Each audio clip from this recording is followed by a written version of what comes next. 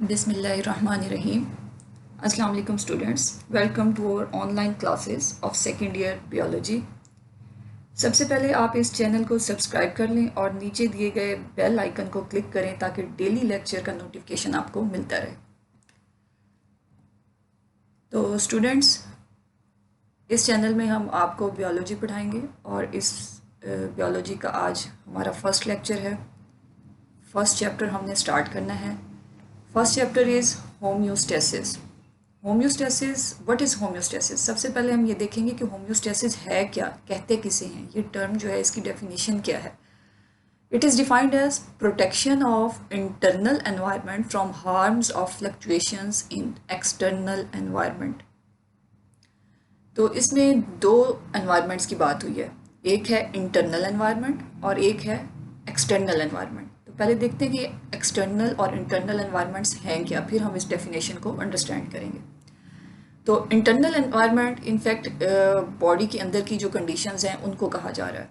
कोई भी living organism है तो उसके अंदर, बॉडी के अंदर की जो एनवायरनमेंट है वो उसकी इंटरनल एनवायरनमेंट है, और इसी तरह उस बॉडी के बाहर की जो एनवायरनमेंट है वो एक्सटर्नल एनवायरनमेंट है। तो जानदार जब अपनी एनवायरनमेंट में रह रहे होते हैं, बाहर की जो एनवायरनमेंट है उसमें तब्दीलियाँ होती रहती हैं। आप देखते होंगे कि टेम्परेचर जो है वो चेंज होता रहता है, इसी तरह से ह्यूमिडिटी चेंज होती रहती है, वाटर अवेलेबिलिटी चेंज होती है। तो डिफरेंट जो फैक्टर्स हैं एनवायरनमेंट के वो चेंज होते रहते हैं, उनमें फ्लक्चुएशंस आती रहती हैं, तब्दीलियाँ आती रहती हैं। लेकिन जो ऑर्गेनिजम्स हैं, जानदार हैं, उनकी जो इंटरनल एनवायरनमेंट है, उनके अंदर की जो बॉडी के अंदर की एनवायरनमेंट है उसमें इतनी कोई फ्लक्चुएशंस नहीं आती, उसमें इतना कोई चेंज नहीं आता जैसे कि बाहर की एक्सटर्नल एनवायरनमेंट में आ रहा होता है। अब जैसा कि आप देखें कि टेम्परेचर जब बाहर का बहुत ज़्यादा हो जाता है, हमारे एनवायरनमेंट का टेम्परेचर बहुत ज़्यादा होता है, तो हमारे बॉडी का जो टेम्परेचर होता है वो मेंटेन रहता है, स्टेबल रहता है, और उसमें उस तरह से चेंजेस नहीं आती जैसे कि हमारा एक्सटर्नल एनवायरनमेंट में आ रही होती है। तो इसीलिए इसको डिफाइन ऐसे किया गया कि प्रोटेक्शन ऑफ इंटरनल एनवायरनमेंट, के बॉडी के अंदर की जो एनवायरनमेंट है उसको प्रोटेक्ट किया जाता है from harms of fluctuations in external environment.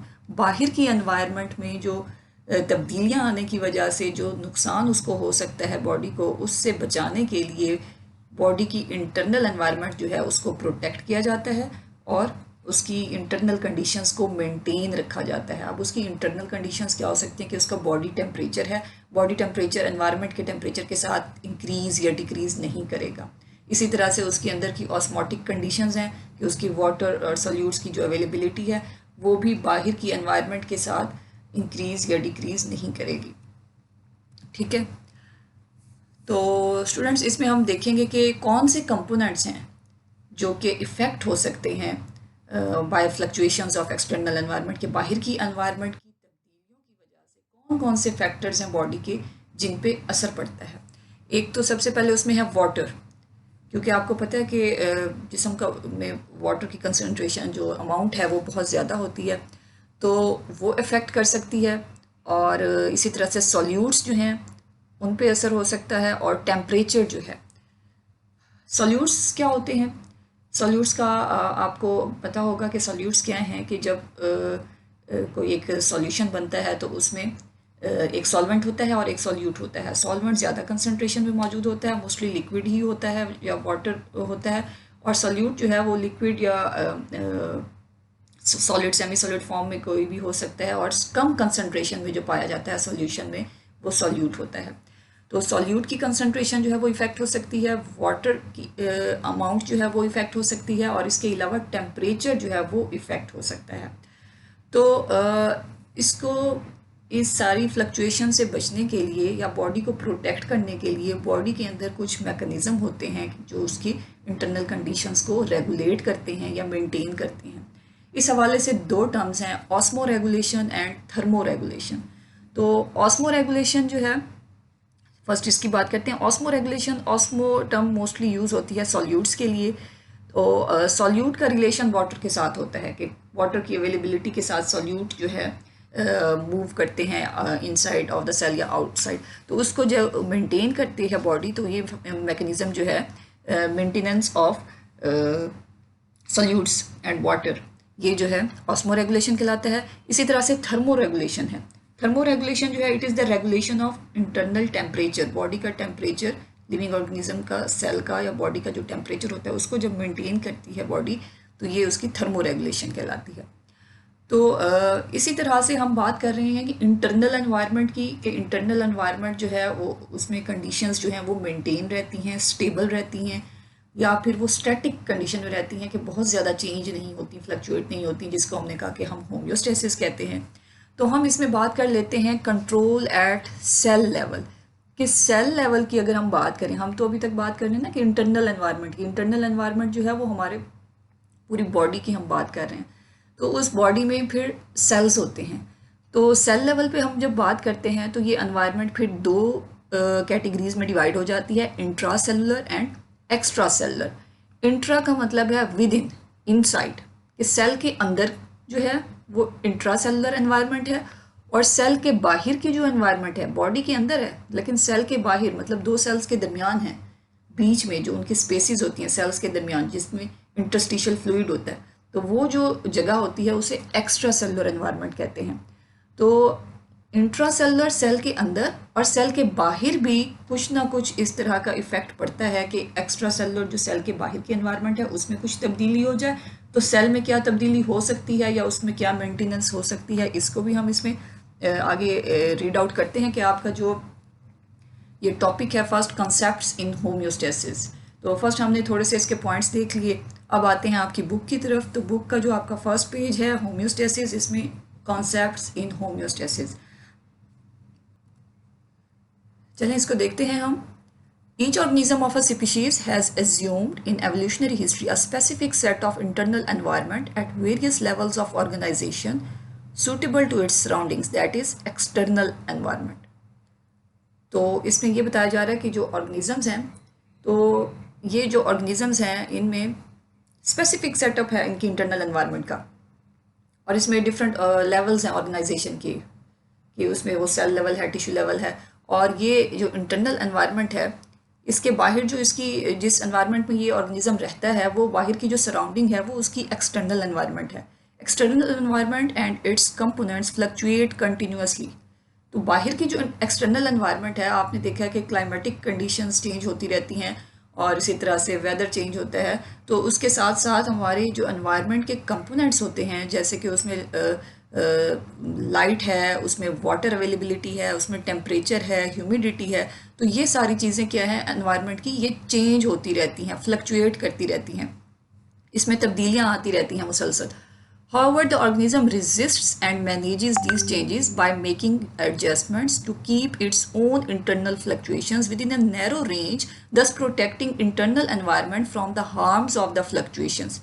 लेकिन हमारे जो बॉडी की अंदर की एनवायरनमेंट है तो उसमें ये मैकेनिज्म है कि वो अंदर जो है इन फ्लक्चुएशंस को रोकता है, बाहर के एनवायरनमेंट में जो फ्लक्चुएशंस हो रही हैं उससे प्रोटेक्ट करता है इंटरनल एनवायरनमेंट को, ताकि किसी भी नुकसान से बचा जा सके, क्योंकि बॉडी जो है इतना ज़्यादा हाई टेम्परेचर विद स्टैंड नहीं कर सकती, इतना ज़्यादा लो टेम्परेचर विद स्टैंड नहीं कर सकती, वाटर अवेलेबिलिटी बहुत कम हो जाए या बहुत ज़्यादा हो जाए तो उसको विद स्टैंड नहीं कर सकती।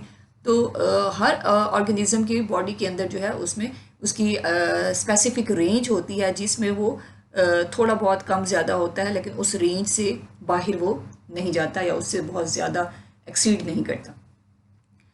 The protection of internal environment from the harms of fluctuations in external environment is termed as homeostasis, जिसकी हमने पहले बात की कि ये उसकी डेफिनेशन है कि होम्योस्टेसिस है क्या, कि इंटरनल एनवायरनमेंट को मेंटेन किया जाता है, बॉडी की एनवायरनमेंट को प्रोटेक्ट किया जाता है, किससे, बाहर की एनवायरनमेंट्स की तब्दीलियों से, कि उसकी बाहर के एनवायरनमेंट की तब्दीलियाँ जो हैं बॉडी की अंदर के एनवायरनमेंट पे असरअंदाज ज़्यादा ना हो, उसको मेंटेन करने का जो सिस्टम है, उसको स्टेबल करने का, ये होम्योस्टेसिस कहलाता है।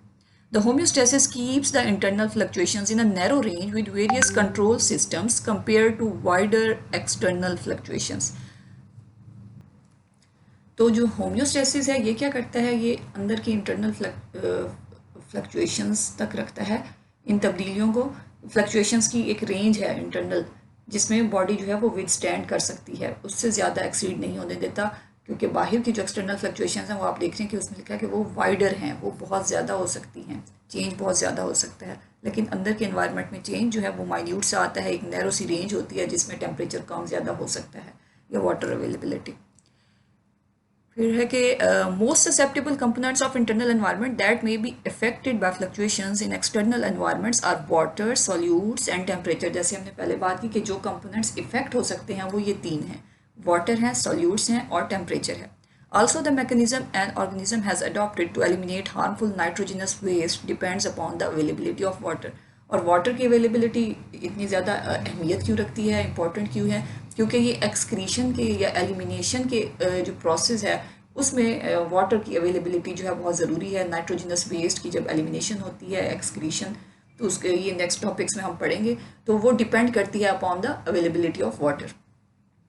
The mechanism of regulation generally between organism and its environment of solute and the gain and loss of water is osmoregulation. तो ये हमने बात की थी कि सॉल्यूट्स और टेम्परेचर को जो रेगुलेट करने के जो मैकेनिज्म है उसमें एक ऑस्मो रेगुलेशन है, जिसमें हम बात कर रहे हैं कि ये क्या है कि regulation between organism and it's environment of solute and the gain and loss of water, कि सॉल्यूट की कंसनट्रेशन और उसके साथ साथ वाटर में जो गेन और लॉस होता है उसको जब रेगुलेट किया जाता है, वाटर की रेगुलेशन और साथ में सॉल्यूट्स की जो मिकदार है उसके हवाले से जो चेंज होता है वाटर में, कि वाटर जो है इनसाइड द सेल आ रहा है या आउटसाइड ऑफ द सेल जो है वो जा रहा है, तो इसको ऑस्मो रेगुलेशन कहते हैं। नेक्स्ट इसमें थर्मो रेगुलेशन है। The mechanism which eliminates nitrogenous waste is refer to as excretion. Osmoregulation से नेक्स्ट वो बता रहे हैं कि वाटर की अवेलेबिलिटी के हवाले से कि नाइट्रोजनस वेस्ट को जब बॉडी से रिमूव किया जाता है तो इस मैकेनिज्म को एक्सक्रीशन कहते हैं।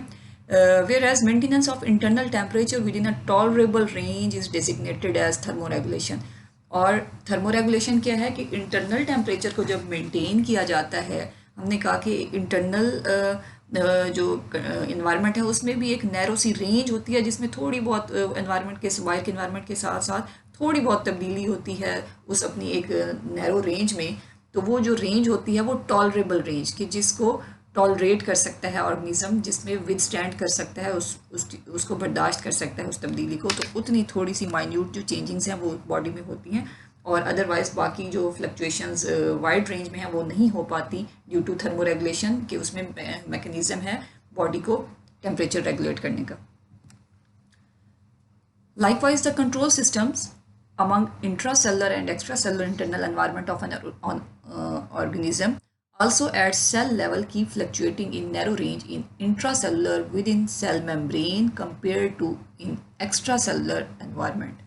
तो वही बात जैसे हमने पहले कहा कि जब हम बात करते हैं इंटरनल एनवायरनमेंट की, तो इंटरनल एनवायरनमेंट में फिर दो टर्म्स हमने कहा कि दो एनवायरनमेंट्स में ये डिवाइड हो जाता है, इंट्रासेलुलर एनवायरनमेंट और extracellular environment. Intracellular cell के अंदर की जो एनवायरनमेंट है और एक्स्ट्रा सेलुलर सेल के बाहर की जो एनवायरनमेंट है। सेल के बाहर इनफैक्ट हमने बात की कि दो सेल्स हैं या इर्द गिर्द के जो सेल्स हैं उनके सेल्स के दो सेल्स के दरमियान जो स्पेस है वहाँ पर इंटरस्टिशियल फ्लूइड होता है, या उस स्पेस को इंटरस्टिशियल स्पेसिस कहा जाता है, इंटरस्टिशियस। तो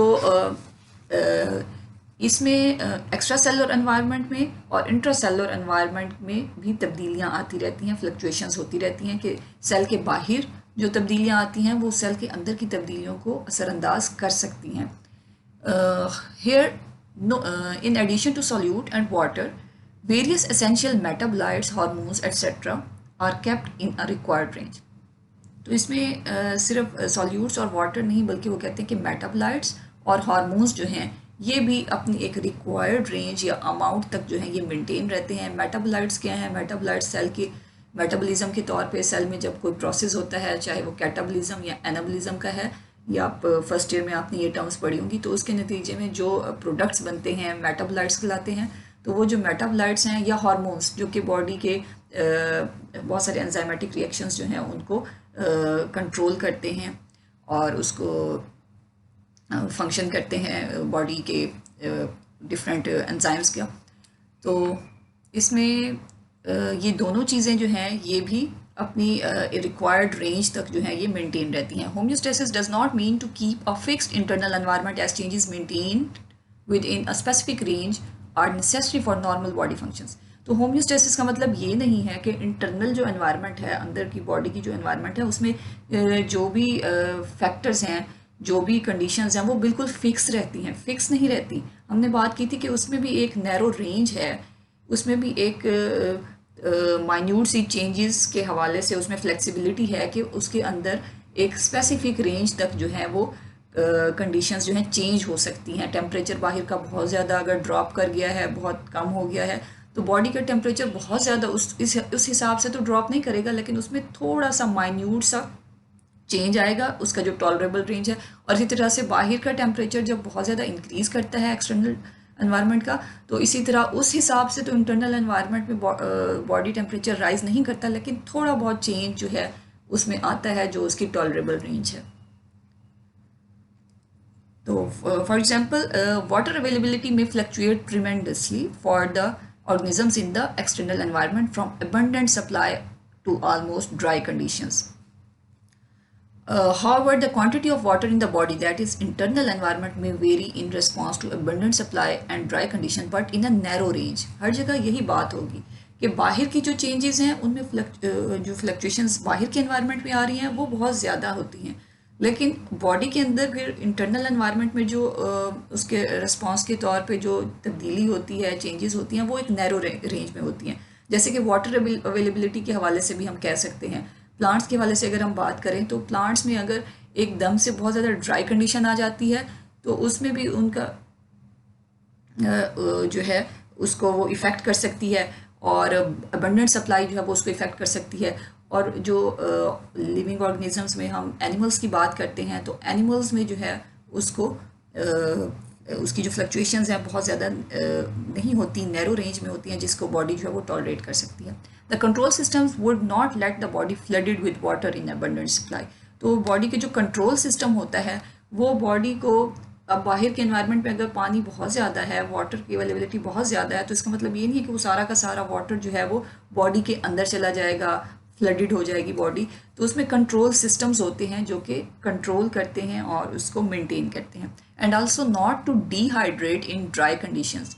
और इसी तरह से जब कंडीशंस बाहर की ड्राई हो जाती हैं तो ये नहीं है कि बॉडी जो है बिल्कुल ड्राई इंटरनल एनवायरनमेंट हो जाए, डिहाइड्रेट हो जाए, तो वो उसको भी मेंटेन करते हैं। Furthermore adaptation to lower level of range in dry conditions and to higher level of range in abundant supply of water is good for the organism to feel normal within internal fluctuations forced by drastic external fluctuations. तो ये जो थोड़ी बहुत body के अंदर fluctuations आती रहती हैं तो ये उसके अडॉप्टेशन के लिए एक अच्छा फैक्टर है कि उसमें एवोल्यूशनरी हवाले से ये अपने एनवायरनमेंट में अडॉप्ट कर सकते हैं। कंट्रोल सिस्टम की बात आई है इसमें कि कंट्रोल सिस्टम जो है वो कंट्रोल करता है और बॉडी की इंटरनल कंडीशंस जो हैं उनको मेंटेन रखता है। तो कंट्रोल सिस्टम के 3 कंपोनेंट्स होते हैं बेसिकली। इसमें फर्स्ट है रिसेप्टर, फिर इसमें कंट्रोल सेंटर है और फिर इसमें इफेक्टर है। तो रिसेप्टर जो है वो उसको रिसीव करते हैं, किसी भी बाहर के स्टिमुलस है, कोई फैक्टर है जो कि चेंज हो रहा है, जैसे टेम्परेचर है, तो उसको डिटेक्ट करने वाले रिसेप्टर्स होते हैं। और रिसेप्टर्स के बाद फिर वो उसको वो सिग्नल्स जो हैं वो भेज देते हैं कंट्रोल सेंटर के पास, कि कंट्रोल सेंटर जो है फिर वो एक्शन करता है कि उसने क्या करना है। कि अगर टेम्परेचर बहुत ज़्यादा है, जैसे हम आगे बात कर रहे हैं टेम्परेचर कंट्रोल सिस्टम की, तो टेम्परेचर कंट्रोल सिस्टम में क्या होता है कि एक सेंसर होता है। सेंसर समझ लें ऐसे जैसे कि एक थर्मामीटर होता है। तो बॉडी में वो जो सेंसर होता है वो क्या करता है कि वो टेम्परेचर चेंजेस को डिटेक्ट करता है, कि बॉडी का एक सेट पॉइंट होता है कि उसने अपनी बॉडी के टेम्परेचर को कितना मेंटेन रखना है, किस रेंज तक उसने अपने टेम्परेचर को रखना है, तो वो उसका सेट पॉइंट है। उस सेट पॉइंट से जब टेम्परेचर इंक्रीज़ कर जाता है या डिक्रीज़ कर जाता है बाहर के एनवायरनमेंट का, तो उसको डिटेक्ट करते हैं सेंसर्स, और फिर उसको डिटेक्ट करने के बाद वो सिग्नल्स भेज देते हैं, वो ये मैसेज भेज देते हैं किसको, कंट्रोल सेंटर को। तो कंट्रोल सेंटर जो है वो क्या करता है, उसने एक्शन करना है, और एक्शन उसने क्या करना है कि स्विच ऑन हीटर और cooling units in response to drop और राइज इन टेम्परेचर। अब बॉडी में क्या होता है, कूलिंग यूनिट्स भी होते हैं और उसमें हीटिंग यूनिट्स भी होते हैं इसके कंट्रोल सिस्टम में, कि अगर बाहर का टेम्परेचर जो है वो बहुत ज़्यादा हो गया है, इंक्रीज़ कर गया है, तो क्या किस चीज़ की ज़रूरत है कि अगर एक्सटर्नल एनवायरनमेंट का टेम्परेचर बहुत ज़्यादा है तो बॉडी के इंटरनल टेम्परेचर को उससे बचाने के लिए कूलिंग यूनिट्स जो हैं वो एक्टिव हो जाते हैं और टेम्परेचर को ड्रॉप करते हैं। तो इसी को डिस्कस करते हैं हम। ये आपकी बुक में जैसे है कि the control systems have been acquired for the variety of homeostatic regulations. बहुत सारे ये जो मैकेनिज्म्स हैं होम्योस्टैटिक रेगुलेशन, जिसमें ऑस्मो रेगुलेशन है, थर्मो रेगुलेशन है, उसमें ये कंट्रोल सिस्टम्स जो हैं ये काम करते हैं। These living control systems work exactly on the mechanism of physical control system. It has 3 components. हमने इसकी अभी बात की कि इसमें रिसेप्टर हैं, control centre and effector. In a physical control system, for example temperature control system, there is a sensor. तो temperature control system की जैसे हमने अभी बात की, तो उसमें एक सेंसर होता है जो कि डिटेक्ट करता है रिसेप्टर के तौर पे, जैसे एक थर्मामीटर काम करता है उसी तरह से, that monitors temperature change from a set point and signals to control center to take action by switching on heater or cooling units in response to drop or rise in the temperature compared to the set point. तो अपने set point से जब temperature बढ़ने लगता है बाहर के environment के बढ़ने से, तो फ़ौरन से जो कूलिंग यूनिट्स हैं वो ऑन हो जाते हैं ताकि उसको मेंटेन किया जाए, अपने सेट पॉइंट तक लाया जाए। Similar to it in living system, there is a set point in temperature regulated animals. इसी तरह से जो टेम्परेचर रेगुलेटेड एनिमल्स हैं, एंडोथर्मिक या वार्म ब्लडेड जो एनिमल्स हैं, उनमें इसी तरह से मैकेनिज्म होता है टेम्परेचर रेगुलेशन का। द रिसेप्टर्स या जो हम कह रहे हैं कि सेंसर होते हैं जो कि डिटेक्ट करते हैं उस चेंज को, टेम्परेचर के चेंज को, for example of increase and signal to control centre for action of cooling systems and vice versa, कि अगर बाहर का टेम्परेचर बढ़ रहा है तो कूलिंग सिस्टम जो है वो इन एक्शन आएगा, ऑन होगा, और बाहर का टेम्परेचर अगर वो कम हो रहा है तो फिर बॉडी में जो हीटर्स या हीटिंग यूनिट्स हैं वो जो हैं वो ऑन हो जाते हैं। Detection of change and signalling for effectors response to control system is a feedback mechanism. तो इसमें ये होता क्या है, ये सारा कुछ फीडबैक मैकेनिज्म से चलता है कि इसमें जो इफेक्टर्स का जो रिस्पांस होता है वही कंट्रोल करता है इसके सिग्नलिंग को या इसकी जो है मेंटेनेंस को। तो इन these processes there is an inverse effectors response to change in external environment, as there is generally cooling effectors response to warmth sensing in external environment, thus are termed as negative feedback। तो हमने बात की कि इसके में जो effector का जो रिस्पांस होता है वही कंट्रोल करता है कि अब हीटिंग यूनिट ऑन करना है या कूलिंग यूनिट ऑन करना है। तो इसमें अब इस एग्जांपल में जो हम थर्मो रेगुलेशन की बात कर रहे हैं, तो हम इसमें कह रहे हैं कि अगर बाहर का एनवायरनमेंट इंक्रीज़ करता है तो बॉडी का टेम्परेचर जो है रेगुलेशन में वो उसको डिक्रीज़ करता है। तो डिक्रीज़ जब करता है मतलब इसका इन्वर्स इफेक्ट हो गया कि बाहर का टेम्परेचर जो है वो बढ़ रहा है और अंदर का जो इंटरनल टेम्परेचर है वो कम हो रहा है। तो ये रिस्पांस जो है या ये जो फीडबैक है ये नेगेटिव कहलाता है कि इसमें इन्वर्स इफेक्ट होता है। तो यहाँ पर आप देख सकते हैं कि यहाँ पे जो डायग्राम दिखाई गई है इसमें एक्सटर्नल एनवायरनमेंट लिखा हुआ है कि ये बाहर की एनवायरनमेंट है। बाहर के एनवायरनमेंट में देखें फ्लक्चुएशंस इन वाइड रेंज, कि बाहर के एनवायरनमेंट में टेम्परेचर के हवाले से या किसी भी फैक्टर के हवाले से चेंजेस जो हैं वो ज़्यादा हो सकती हैं। फिर ये जो है इंटरनल एनवायरनमेंट दिखाई गई है, एक बॉडी है लिविंग ऑर्गेनिज्म की, और इसमें देखें ये कंट्रोल सिस्टम लिखा हुआ है, ठीक है, कंट्रोल सिस्टम है इसका। बॉडी का एक तो कंट्रोल सिस्टम है, फिर इस बॉडी के अंदर देखें ये दो जो दिखाए गए हैं ये सेल्स दिखाए गए हैं। अब ये सेल देखें तो सेल के ऊपर भी देखें कंट्रोल सिस्टम लिखा हुआ है, क्योंकि हमने बात की कि ये एक बॉडी का जो एनवायरनमेंट है ये इंटरनल एनवायरनमेंट कहलाता है और इसके बाहर का एक्सटर्नल है। तो बॉडी में भी फिर दो तरह के एनवायरनमेंट्स हैं, सेल के अंदर की जो एनवायरनमेंट है इंट्रासेलुलर जिसको हम कहते हैं, और सेल के बाहर की जो एनवायरनमेंट है वो एक्स्ट्रा सेलुलर है। तो इसमें देखें कि एक तो ये जो बॉडी है इसने बाहर की एनवायरनमेंट से मेंटेन करना है अपने आप को, अपनी कंडीशंस को। फिर दूसरा ये कि फिर इसके अंदर की जो एनवायरनमेंट है फिर वो दो में डिवाइडेड है, तो उसकी जो इंट्रासेलुलर एनवायरनमेंट ये जो है इस एनवायरनमेंट ने फिर सेल के बाहर जो चेंजेस आई हैं, और वो चेंजेस क्यों आई हैं, क्योंकि एक्सटर्नल एनवायरनमेंट में बहुत ज़्यादा चेंजेस आई थी, तो उसके मुकाबले में या उसके रिएक्शन के तौर पे रिस्पांस के तौर पे बॉडी के अंदर हम कहते हैं कि थोड़ी सी चेंजेस आती हैं, जैसे कि यहाँ पर दिखाया गया फ्लक्चुएशंस इन नैरो रेंज, कि बाहर जब बहुत ज़्यादा फ्लक्चुएशंस हुई तो बॉडी के अंदर थोड़ी सी फ्लक्चुएशंस आई हैं जो कि टॉलरेबल रेंज में हैं। तो अब बाहर की सेल के बाहर की जो चेंजेस हैं उनको डिटेक्ट करता है इसका कंट्रोल सिस्टम, सेल का जो कंट्रोल सिस्टम है, और फिर इस सेल के अंदर की जो इंट्रासेलुलर एनवायरनमेंट है वो अब तक फ्लक्चुएट नहीं हुई थी, ठीक है।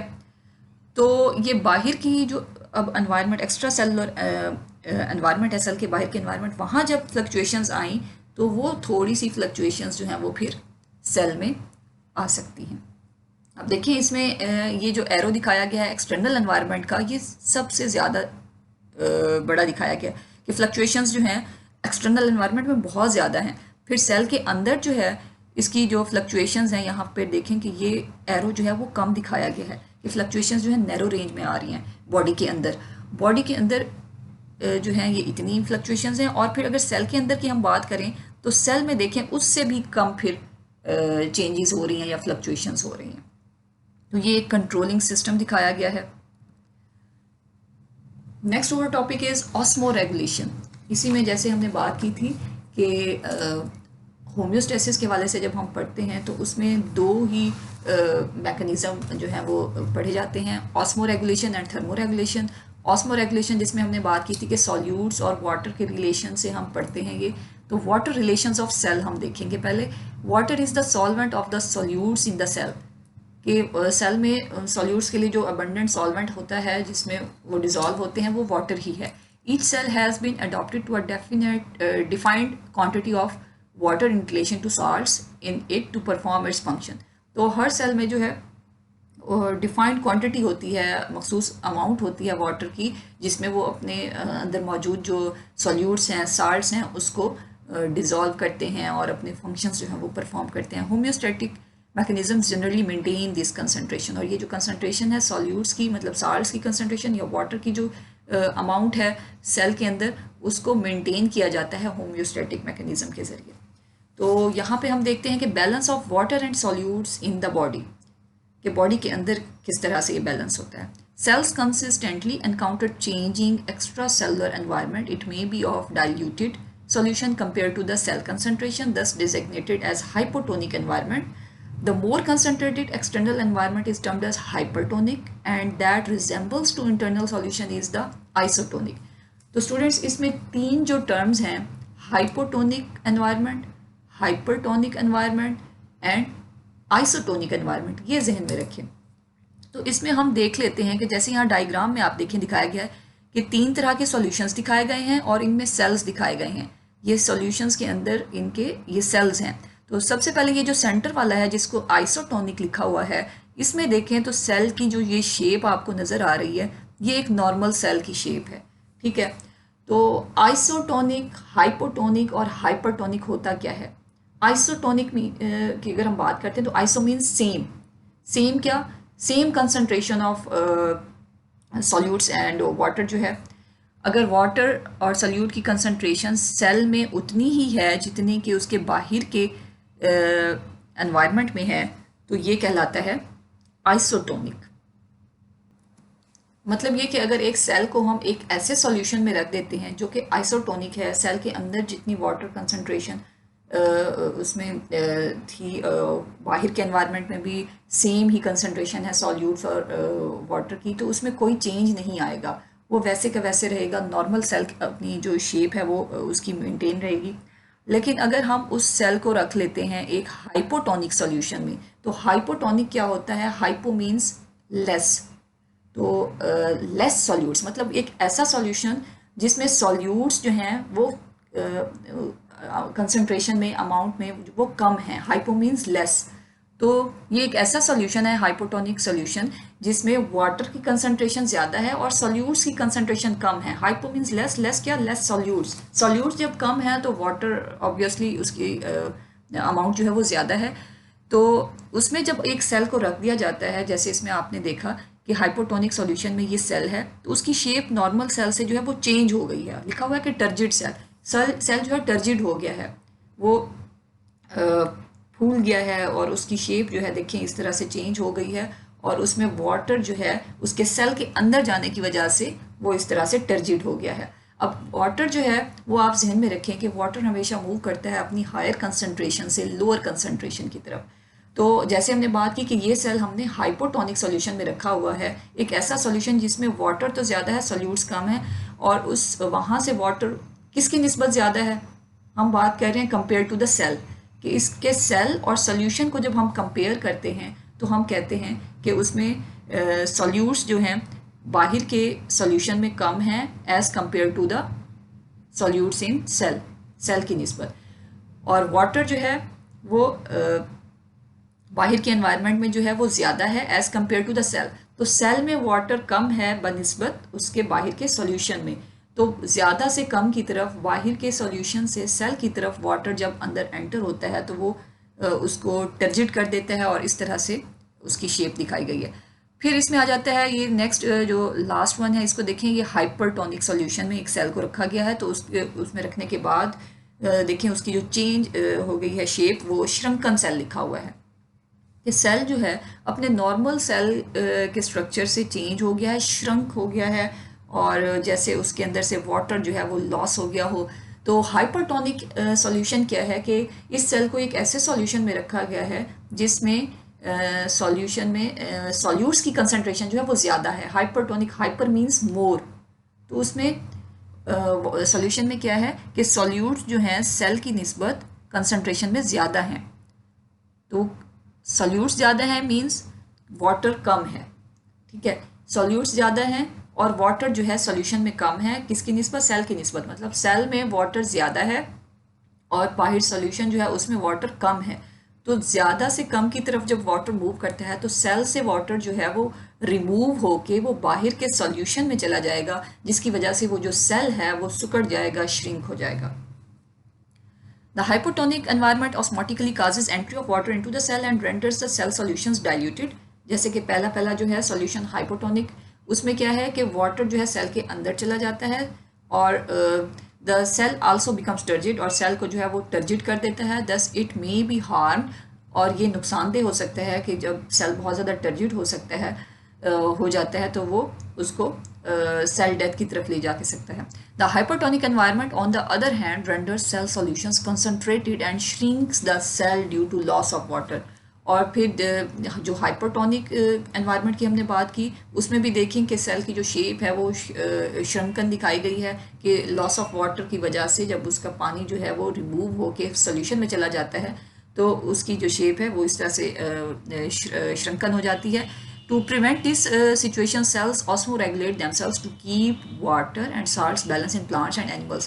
तो ये एक आपको दिखाया गया है कि किस तरह से सॉल्यूशंस में या सेल के बाहर की एनवायरनमेंट में एक सॉल्यूशन जो है, इनफैक्ट वो एक बाहर की एक्सटर्नल एनवायरनमेंट के तौर पे आपको शो कराया गया कि अगर एक्सटर्नल एनवायरनमेंट में इस तरह से चेंज है तो सेल में इस तरह से चेंजेस आ सकती हैं कि वो हाइपरटोनिक एनवायरनमेंट में किस तरह से टर्जिड हो सकता है। हाइपरटोनिक एनवायरनमेंट है तो उसमें वो श्रंकन हो सकता है। तो इस चीज़ को मेंटेन करने के लिए वाटर रिलेशन से जो सॉल्यूट की कंसंट्रेशन चेंज होती है उससे उस मैकेनिज़्म को, मेंटेनेंस के मैकेनिज़्म को ऑस्मोरेगुलेशन कहा जाता है। ऑस्मोरेगुलेशन इन प्लांट्स हम देखते हैं। प्लांट्स में ऑस्मोरेगुलेशन की जब हम बात करते हैं तो इसमें प्लांट्स जो होते हैं जो टेरेस्ट्रियल एनवायरनमेंट में रहते हैं, खुश्की में कुछ रहते हैं और कुछ होते हैं जो कि एक्वाटिक होते हैं, वाटर में रहते हैं। तो इसमें वाटर अवेलेबिलिटी के हवाले से इनको 3 कैटेगरीज में डिवाइड किया जाता है, हाइड्रोफाइट्स, मीजोफाइट्स एंड जीरोफाइट्स। सबसे पहले हाइड्रोफाइट्स। हाइड्रोफाइट्स जैसे कि नाम से जाहिर है हाइड्रो वाटर के लिए टर्म यूज़ की जाती है। ये मोस्टली एक्वाटिक प्लांट्स होते हैं जो कि पानी में रहते हैं, वाटर की अवेलेबिलिटी जहाँ बहुत ज़्यादा हो। तो hydrophytes have the adaptations to remove the flooding of its cells in fresh water. जब वो एक ऐसी एनवायरनमेंट में रहेंगे जिसके इर्द गिर्द बहुत ज़्यादा वाटर है तो उन्होंने क्या अडॉप्टेशन करनी है अपने आप को मेंटेन करने के लिए कि उन्होंने अपने सेल्स को फ्लडिंग से बचाना है कि उसमें बहुत ज़्यादा वाटर जो है एंटर ना हो जाए। उन्होंने ऐसी अडॉप्टेशन करनी है। In this type the surface area of leaves is very large to transpire water excessively. तो इसमें क्या होता है कि अडॉप्टेशन किस तरह से ये करते हैं कि इनके प्लांट के जो लीव्स हैं वो बहुत बड़े बड़े होते हैं ताकि वो ट्रांसपायरेशन ज़्यादा कर सकें और वाटर को रिमूव कर सकें। ट्रांसपायरेशन जैसे कि आप पहले पढ़ चुके हैं फर्स्ट ईयर में कि इसमें क्या होता है कि वाटर जो है प्लांट बॉडी से जब रिमूव होता है in the form of vapours, evaporation के ज़रिए उसकी सरफेस से जब ये रिमूव होता है, इसको ट्रांसपायरेशन कहते हैं। तो लीफ एरिया जितना ज़्यादा होगा ट्रांसपायरेशन उतनी ज़्यादा होगी। तो ये क्या करते हैं अपने लीफ एरिया को इंक्रीज़ करने के लिए इनमें लीव्स जो हैं वो ज़्यादा होते हैं, साइज में बड़े होते हैं।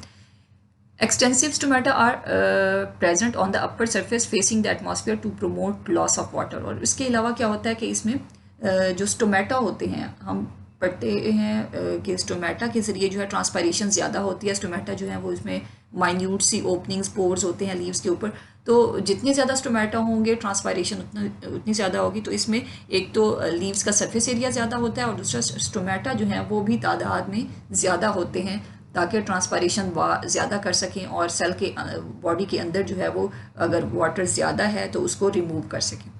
दूसरा है इसमें मीज़ोफाइट्स। मीज़ोफाइट्स जो है मॉडरेट वाटर अवेलेबिलिटी, एक ऐसी एनवायरनमेंट में रहते हैं जहाँ वाटर की अवेलेबिलिटी मॉडरेट है, मतलब उनको अवेलेबल होता है वाटर, और ना तो बहुत ज़्यादा शॉर्टेज की तरफ वो जाते हैं, ना ही ज़्यादा फ्लडिंग होती है कि बहुत ज़्यादा भी नहीं होता, मॉडरेट अमाउंट होती है वाटर की। Insufficient supply of water stomata are kept open to promote loss of excess water. अगर उन्हें उनकी ज़रूरत से ज़्यादा वाटर अवेलेबल होता है तो वो उसको रिमूव करते रहते हैं ट्रांसपायरेशन के ज़रिए स्टोमेटा से। हावर इन रिस्ट्रिक्टेड सप्लाई, और जब सप्लाई वाटर की कम हो जाती है तो stomata close to prevent the loss, तो उसके जो स्टोमेटा हैं फिर वो क्लोज हो जाते हैं। तो इसमें इतना कोई फ्लक्चुएशंस इसमें नहीं आती मीज़ोफाइट्स में। तो इसकी जो एग्जांपल है जैसे कि ब्रासिका, रोज़, मैंगो, इसमें सरसों है, रोज़ प्लांट है और मैंगो वगैरह, ये मीज़ोफाइट्स में आ जाते हैं। फिर इसमें ज़ीरोफाइट्स का बताया गया। ज़ीरोफाइट्स जो हैं ये ऐसे प्लांट्स हैं जो कि एक ऐसी एनवायरनमेंट में रहते हैं जहाँ पर वाटर की अवेलेबिलिटी बहुत कम होती है, बहुत कम वाटर जो है अवेलेबल होता है। तो xerophytes have the adaptations for reduced rate of transpiration. तो इन प्लांट्स को क्या करना है कि जब इनको पानी ही बहुत कम मिलता है या नहीं मिल पाता तो इन्होंने क्या करना है कि ट्रांसपायरेशन के रेट को रोकना है, ट्रांसपायरेशन रेट को कम करना है, ताकि इनको जो पानी अवेलेबल होता है वो अपनी बॉडी फंक्शंस में उसको यूज़ करते हैं और उसको ज़ाय होने से बचाते हैं, ट्रांसपायरेशन से बचाना है।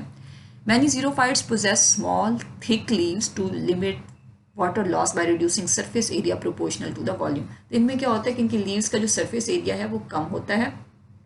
लीव्स भी मोस्टली साइज में छोटे होते हैं, थिक लीव्स होते हैं। थिक इसलिए होते हैं कि वाटर को स्टोर कर सकें अपने फंक्शंस के लिए। Their cuticle is thick, waxy and leathery, और इनकी लीव्स के ऊपर एक जो बारीक सी झिल्ली इसके ऊपर होती है जिसे क्यूटिकल कहा जाता है, जो कि इनको प्रोटेक्ट करती है।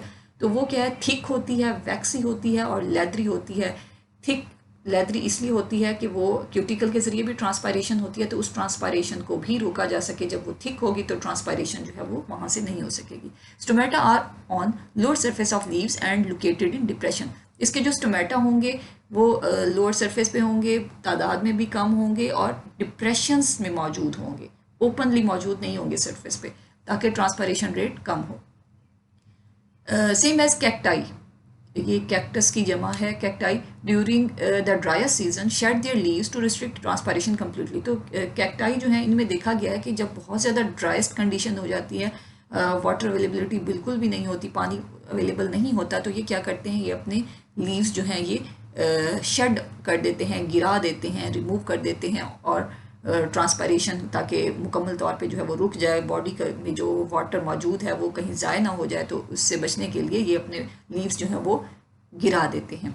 The stems are the photosynthetic organ. तो जब वो उसको रिमूव कर देते हैं, लीव्स को शेड आउट कर देते हैं, तो उनकी जो स्टेम है वो भी ग्रीन होती है इनमें, और वो फोटोसिंथेसिस का जो प्रोसेस है वो करती रहती है।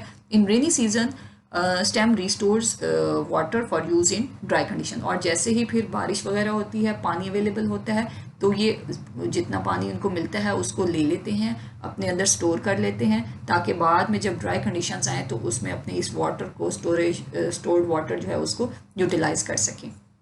तो स्टूडेंट्स की 3 कैटेगरीज हैं प्लांट्स की वाटर अवेलेबिलिटी के हवाले से, और ये आज का हमारा फर्स्ट लेक्चर जो है यहीं पर ख़त्म होता है। तो नेक्स्ट लेक्चर में फिर हम आपको मिलेंगे, तो आप अपना ख्याल रखिएगा। और इसमें जो हमने पढ़ा है ये इंट्रोडक्टरी क्योंकि लेक्चर है, इसमें इंट्रोडक्शन है होम्योस्टेसिस का, तो इसमें कुछ डेफिनेशंस हैं उनको आपने अंडरस्टैंड करना है, और उसके बाद उनको आपने जो है तैयार करना है पेपर के हवाले से। MCQs के हवाले से भी आपने इसको तैयार करना है। ये जो चैप्टर है इसमें से एक आपका लॉन्ग में एक पार्ट आ सकता है, और 3 इसमें से, इस चैप्टर में से शॉर्ट क्वेश्चंस जो हैं वो पेपर के पॉइंट ऑफ व्यू से 3 क्वेश्चन वो बना सकते हैं, और इसमें से MCQs भी आ सकते हैं। तो हर हवाले से आपने इसको तैयार करना है। थैंक यू, अल्लाह हाफिज़।